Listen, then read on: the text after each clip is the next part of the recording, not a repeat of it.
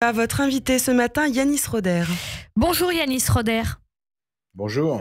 Merci d'être avec nous ce matin de bon matin sur Radio J. Vous êtes professeur d'histoire en Seine-Saint-Denis, formateur au Mémorial de la Shoah et auteur de nombreux ouvrages, notamment de Allons enfants, la République vous appelle. Les réquisitoires dans l'affaire Samuel Paty déçoivent les avocats des parties civiles, des peines de 16 ans de réclusion maximum requises.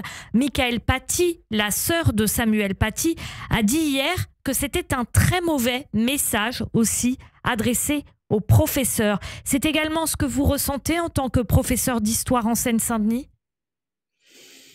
Vous savez, c'est toujours compliqué de commenter les...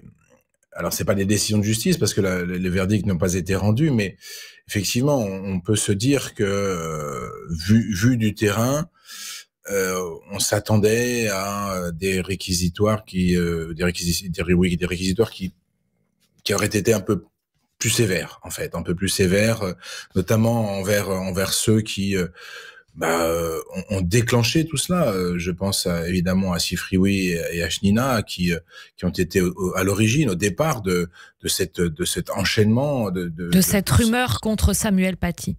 Voilà, et de ces vidéos qui ont été finalement qui ont tout déclenché. Donc oui, on peut moi je suis assez d'accord, évidemment je comprends vraiment ce que ressent la famille de Samuel Paty, ce que ressent Michael Paty, cette espèce d'une sorte de frustration face à des réquisitoires qui sont peut-être qui sont ce qu'ils sont, mais qui peuvent choquer, oui. Yanis Roder, Samuel Paty, un professeur décapité en France. Pour vous, en tant que professeur d'histoire, il y a un avant et un après dans cette affaire, même y compris dans la façon dont vous exercez votre métier ou la façon dont vous appréhendez les choses quand vous êtes en cours ? Alors oui et non. Dans l'absolu, il y a bien sûr un avant et un après parce que aujourd'hui, on sait qu'un enseignant peut être assassiné pour ce qu'il fait, pour ce qu'il dit, pour simplement enseigner ce que nous disent d'enseigner les programmes et en fait parce qu'il fabrique et parce qu'il cherche à fabriquer de petits républicains. Après, à titre personnel, bien sûr qu'on l'a dans un coin de la tête et en même temps on n'y pense pas en permanence. On n'y pense pas en permanence parce que sinon on ne pourrait plus travailler. Et il est évident, en tout cas, que je pense que tous les enseignants aujourd'hui l'ont dans un coin de la tête et que tous les enseignants sont peut-être plus prudents dans la manière dont ils vont aborder certains sujets. Et il est possible, tout à fait possible, et d'ailleurs les différents sondages le montrent, que certains poussent la prudence à éviter directement ou carrément certains sujets. Pousse la prudence jusqu'à éviter certains sujets, notamment, par exemple, on en parle, l'enseignement de la Shoah.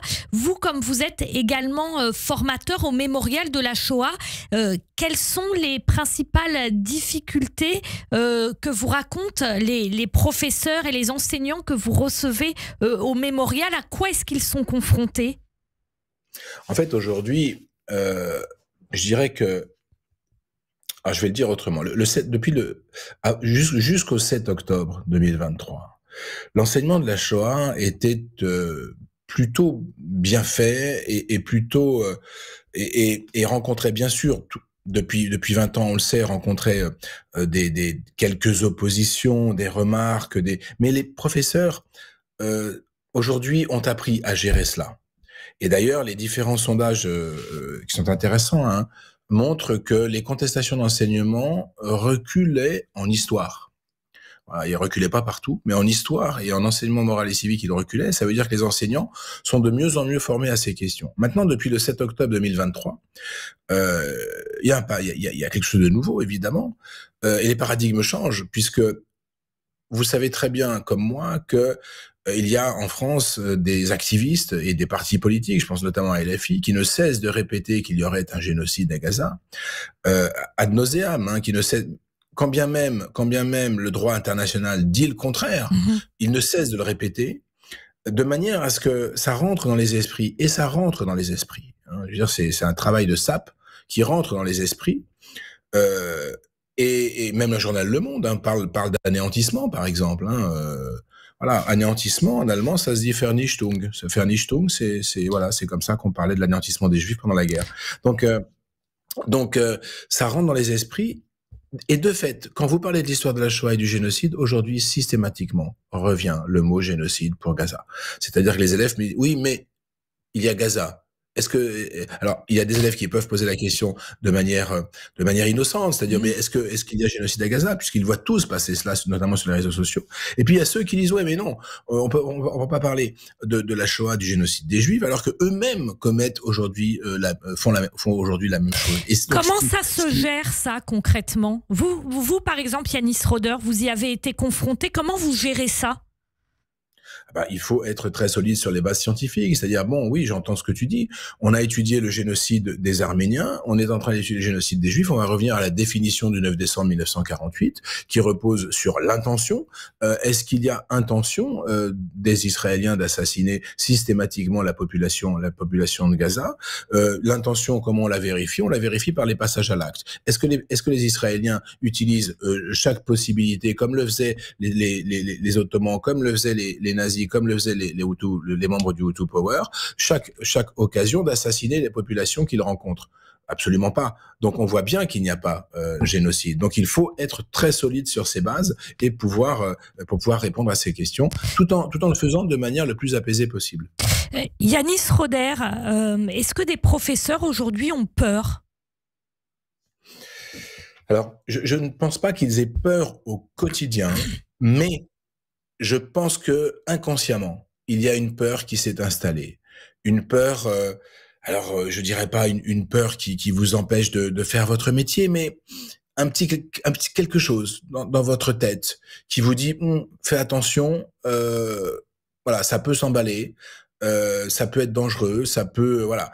Je pense notamment à l'an dernier, j'ai un collègue, professeur de musique, qui tout simplement a appelé un parent d'élève parce que voilà, son fils dysfonctionnait, le parent d'élève l'a menacé de venir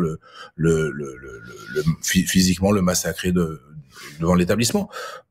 Donc oui, là on peut se dire qu'on peut avoir peur, mais en même temps, je pense que la plupart des enseignants font leur métier sans penser à cela. Même si, nécessairement, inconsciemment, nous l'avons tous dans un coin de la tête. Si vous aviez face à vous la sœur de Samuel Paty, Michael Paty, donc qui se dit choquée par les réquisitions dans le procès de ceux qui ont assassiné son frère, décapité son frère, professeur, vous lui diriez quoi? Dure question, Eva Soto. Je lui dirais tout mon soutien parce que je n'ose imaginer ce que c'est que d'avoir son frère qui, en faisant son métier, en faisant simplement son métier, et je crois en le faisant très bien, a été décapité, enfin a été assassiné, décapité. Je lui dirais à la fois tout mon soutien et je lui dirais aussi mon émotion parce que c'était un prof, parce que c'était un prof d'histoire géo, que je suis un prof d'histoire géo. Et voilà, je lui dirais de ne pas lâcher pour elle, bien sûr, pour la mémoire de son frère et puis pour nous aujourd'hui. Yanis Roder, dernière question concernant justement cette affaire Samuel Paty. Est-ce que les élèves vous en parlent? Non, les élèves n'en parlent pas. Vous savez, la mémoire des jeunes est très fugace. Ça passe très très vite et ça fait déjà 4 ans. Ça fait déjà plus de 4 ans. Les élèves que j'ai en classe aujourd'hui avaient 10-11 ans il y a 4 ans. Si je leur en parle moi, oui, ils s'en souviennent, mais d'eux-mêmes, ils n'en parlent pas, ils n'en parlent plus, ils sont déjà passés à autre chose depuis bien longtemps. Merci beaucoup Yanis Roder, professeur d'histoire en Seine-Saint-Denis, formateur au Mémorial de la Shoah, d'avoir été en direct de Bon Matin avec nous sur Radio J.